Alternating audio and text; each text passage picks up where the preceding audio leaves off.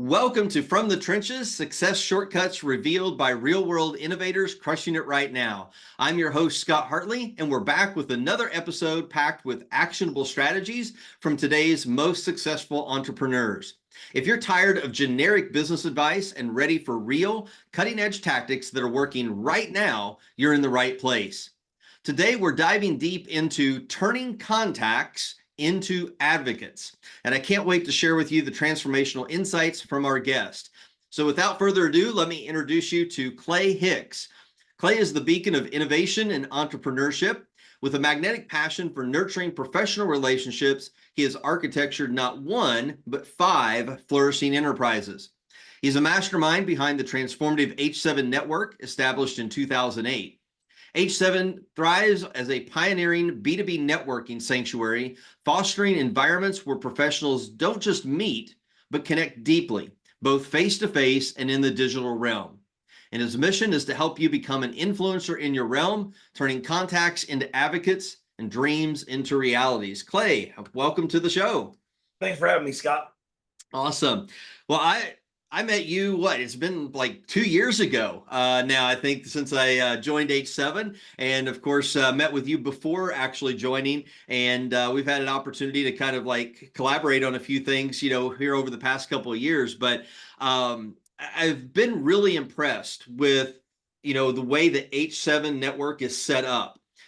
Because it's different than a lot of the networking groups that I've been a part of in the past. So I'd kind of like to hear, what's kind of the backstory? What prompted you to start H7 Network?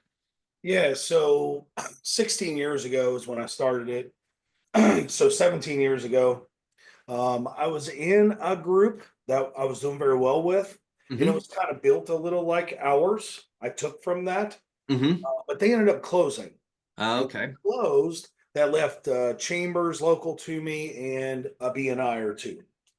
And so I did try those out. They weren't really for me. And essentially, I got kind of frustrated and started my own based on this premise. There's got to be other entrepreneurs out here like me that don't want all the rules, don't want all the good old employee clubs, don't want all that. Hey, turns out I was right. Turns out we were right? So that became true. But I will tell you why I still do it. Okay, that's the most important thing. I've been on this journey since August of 14, which has been a heck of a journey. And I just hit meeting over 8,000 non-members of H7 Network since that moment. Wow. So that's really what's plowed or created this new pathway in which I kind of live in now. Yeah. So, a lot of people, I'm sure that when they hear the word networking, they have certain things that get conjured up in their minds. And, for me, one of those is that, I'm going to constantly be pestered by people that are in my networking group is, hey, buy my stuff.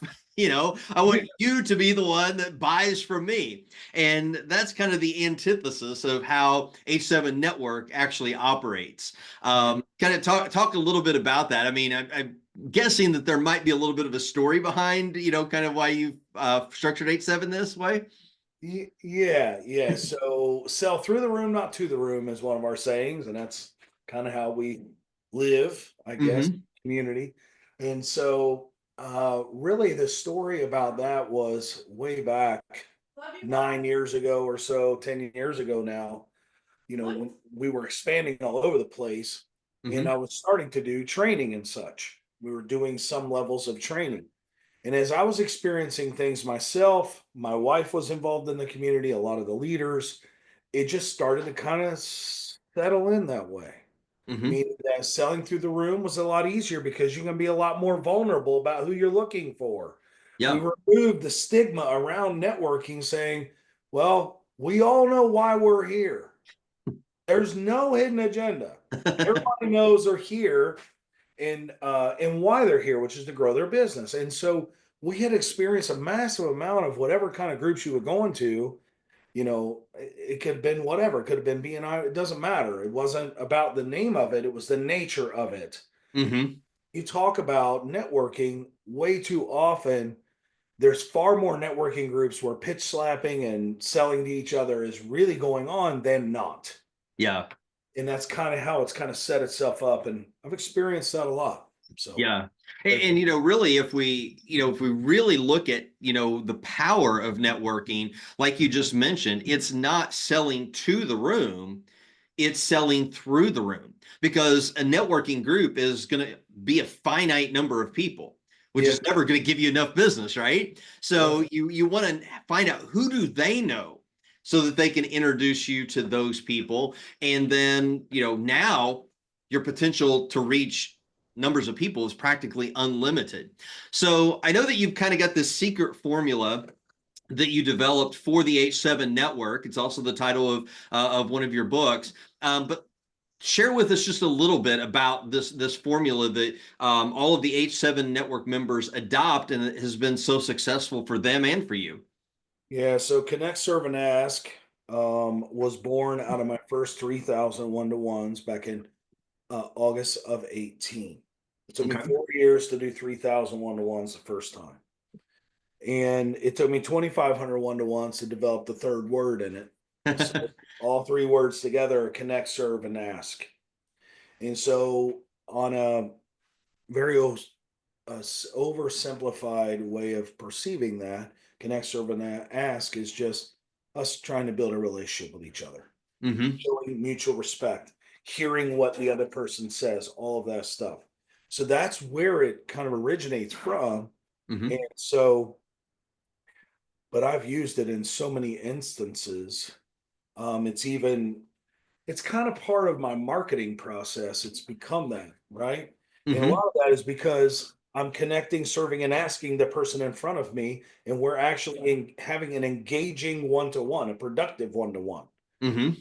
And so that's really what it does for you. It like guides you in having productive one-to-ones where relationships can be formed in some way or another, instead of relying on bootstrapping this one-to-one because I don't know what I'm doing, and you look like you need what I'm trying to buy or what I'm trying to sell you. So, Right. Yeah. and by the way, those folks that are what we might call pitch slappers doesn't mean they always know what they're doing either, Yeah. right? So connect, serve, and ask actually helps that person as well, the person across from you, and it kind of helps guide the conversation that the person who's taking the training is taking them through. Mm-hmm. And so, go ahead. Yeah, can you kind of like dive into just a little bit of each of those components of the connect, serve, and ask? Yeah, yeah. So connect is obvious, right? So, you want to have a few questions that you can ask, like where do you live? Where are you from? Tell me your story. Tell me about your family, things like that. Mm-hmm. The connection has to be there. You cannot go to the next part without finishing the first. So getting to know each other is important. Connecting over something in your past, maybe where you guys are from, what school you went to, whatever that is, same style of family, maybe Mm-hmm. same faith. That's how you connect. You have to know those things about each other. And that Mm-hmm. you should start off all of your meetings that way. All of your one-to-ones should be done that way. Yeah. So serve, serve.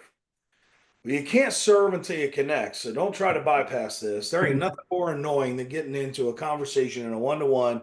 We've been talking for 3 minutes, and then the person says, "So, what are the biggest challenges you're faced with right now?" The answer is you right now. I don't know why you asked me that question so early. Right. Yeah. I've had people who want to meet with me just for the specific nature of helping me. That feels a little weird sometimes. Uh-huh. And then I don't know where they're from, though they're going to give me 20 introductions into people I don't know. I take them, they work out okay. That's fine. But you got to connect before you serve. That's the Yeah. bottom line. Right? It's like asking for the business and they don't know what they're buying. Right. Very similar thought process there. So Absolutely. so serving. So I just give you a couple questions. If you're listening to the podcast, you can use moving forward. So service, of course, is about doing something for someone else. Mm-hmm. And that first question can be, who would you like to meet? Or how can I help you? Those are two very good starter questions that get the person to want to hear, like, they will now engage. They Mm-hmm. will now tell you something. So as the person delivering the serve first, all I'm really saying is you're going first to earn trust.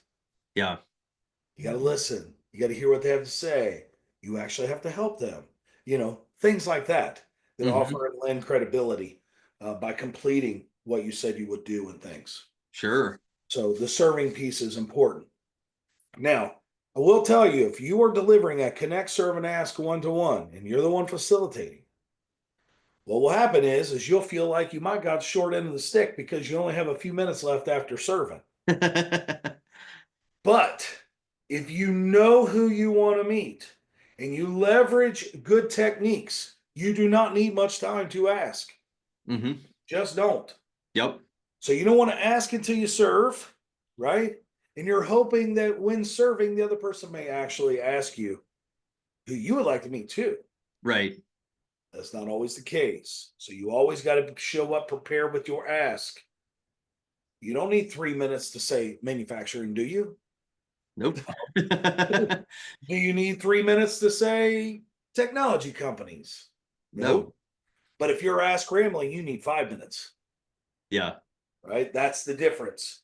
It's a difference maker. So you're asked, you want to show up prepared to ask for what you're looking for. And it should not be the person across from you. Right. Yeah. Would you like to do business with me? Hey, would you like to buy this? I know you don't need this, but I think you do. So, Right. Yeah. um, so the So ask, that connect, serve, ask is a really good formula, and I like the fact that you're focusing on the connect first, because it kind of aligns very well with the know, like, and trust factor that we've all heard about, and that connecting gives you the opportunity to really get to know that person and to start to to like them and begin to build that trust. Of course, like you said with the serving, when you're saying, "Hey, how can I help you?" Who is it that you're looking for? Maybe I've got somebody in my network that might be a great fit for you. Now they're building that trust factor, especially, and I like what you just very subtly said, and I hope everybody caught it, is that you then follow through on it. That is so critical, because I've been in plenty of situations, not just networking groups, but where somebody said that they would, introduce somebody to me or make a connection, whatever that looked like, and then it didn't happen. And so following through is really important there. yeah. Well, follow through. I mean, that's what gives you your credibility. Scott, if I tell you I'm going to do something and then I don't do it, how does that make you feel? Yeah, it feels like I wasted my time, and it doesn't really lend, like, oh, I don't know that I can really trust Clay because he didn't follow through in what he said that he was going to do. Then what happens when you do follow through? How do you feel about me now? When you do follow through, it's like, oh man, this guy is awesome. I want to have, a deeper relationship, with him, and I want to reciprocate. That's right. That's right. That's all we're going for here. It's just too often those things they escape the human or the person who may be having challenges. You don't know where they're coming from that day. There's a lot of stuff going on in everybody's lives. Yeah. And so it's kind of like why ask is so important is to give the other person a chance to earn your trust. If Yep. you don't ask them, you take that power away. Yeah. And when you have a community full of altruists, right, because of Yeah. the service attitude, what's Yeah. the first thing they're going to not do? Ask. I'm gonna ask. Yeah. Because they can serve. Yeah. You know how I know that, Scott? Lots of experience. 2,500 one-to-ones before I ask. There Yeah. you go. Yeah. So, And I know. that speaks to, just I think a lot of it is that entrepreneur mindset that, as business owners, as entrepreneurs, we don't like to ask. We really don't like to ask for help or anything like that. And so that's something that we have to kind of overcome. But then once we're bold enough to make that ask, wow, the doors just flood wide open, right? Now, something, about the H7 network meeting. So, you've talked about one-to-ones, and when I started in H7 a couple of years ago, I trialed out a couple of different size groups. So one at that time met on Wednesday mornings, very small, intimate group. I think we had like 8 people in there whenever I first joined. And then the Friday afternoon group was a much larger group. I think there was like 20 to 30 people in it at the time. And so Obviously with those smaller groups, there's more opportunity to connect in the actual meeting, and share about what you're doing and who you're looking for. But then you get these larger groups, 20, 30, 40 people. And in that hour, there's not much time for you to really say much or be able to make a lot of connections. How do your H7 meetings kind of, play that role into figuring out who do I need to connect with and then do those one-to-ones where you can go deeper? Yeah, so from the beginning of our meeting structure to the end, it flows. There's a flow to the engineering of it. You Mm-hmm. start communicating celebrations. Next, you communicate what you do briefly. Then you go into your small group breakouts. Facilitator led walks you all the way through this business building activity to then the last question of who would you like to meet? Mm-hmm. So how we help to tie that bow off is the facilitator will ask everybody who they would like to meet, which means he or she is going to walk right into trouble immediately, especially with newer folks that have never experienced it. If Yep. you're in a room with 5 members in it, or 5 total people, and one of them's not a member, Mm-hmm. chances are it's going to take a little longer to get through with the non-member because they're learning how to do that. Yeah. So I think the best way to answer your question is we facilitate it out, Gotcha. ask questions, push back. Hey, can you get a little bit more clear? I've had visitors get upset with that, right? Mm-hmm. Because they're like, I'm not niching out.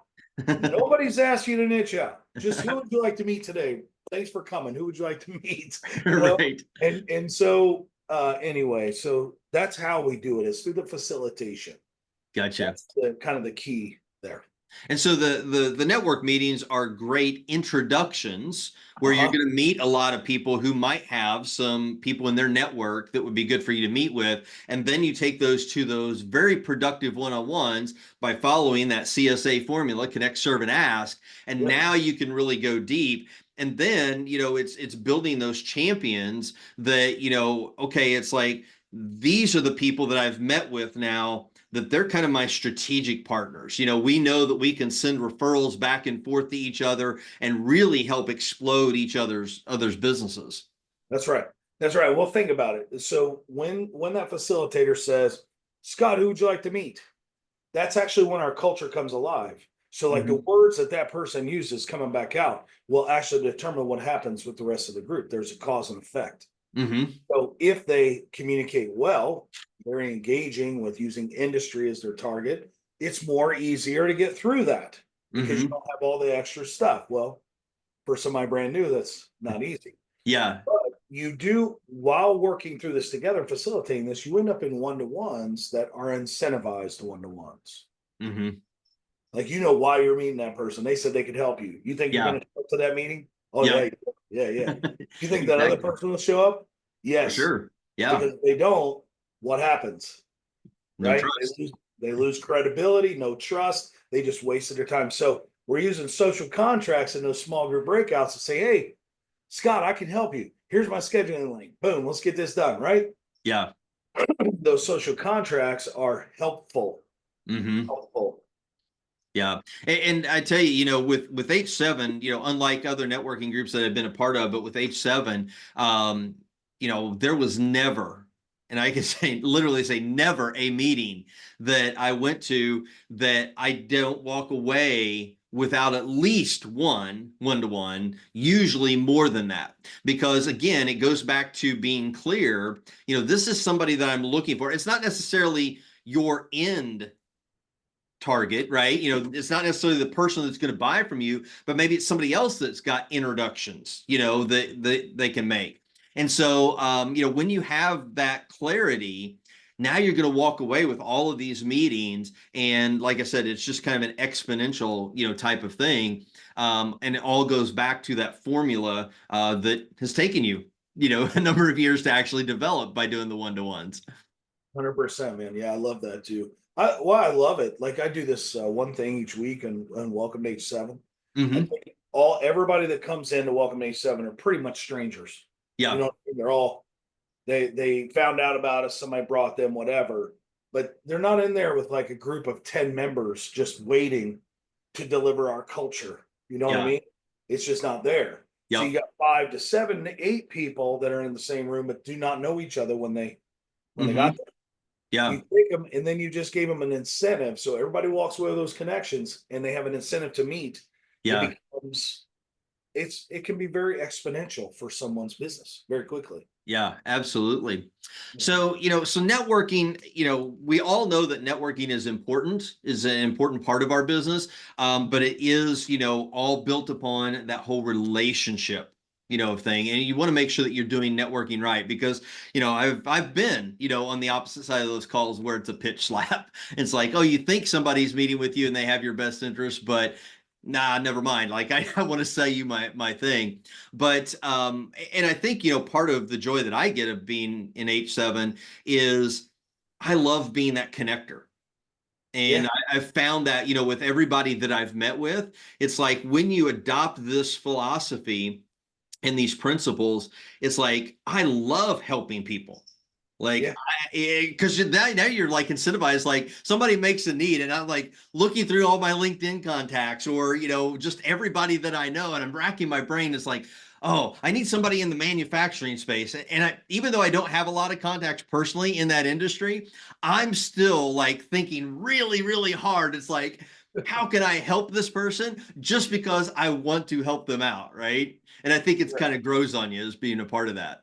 It is, and it's also releases endorphins, I believe.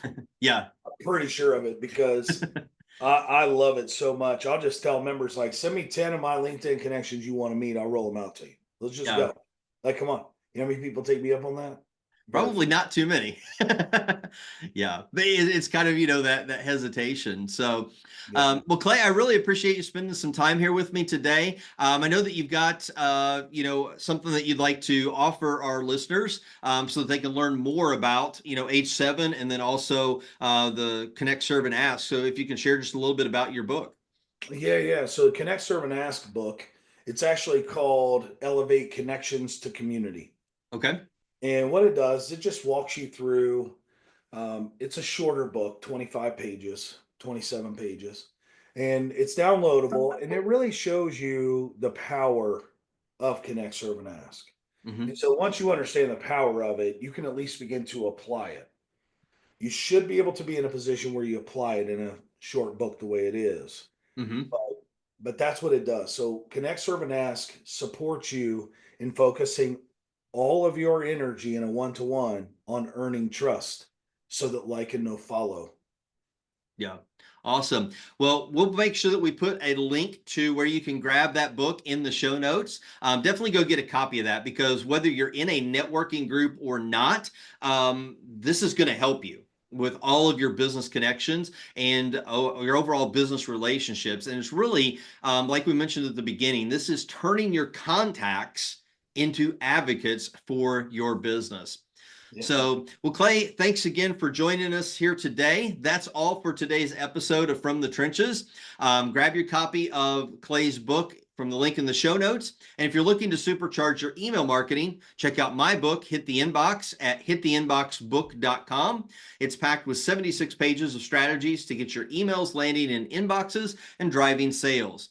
Thanks for tuning in today. If you found value in this episode, please subscribe, rate, and review the podcast on your favorite platform. It helps us reach more entrepreneurs like you. And until next time, keep crushing it in the trenches.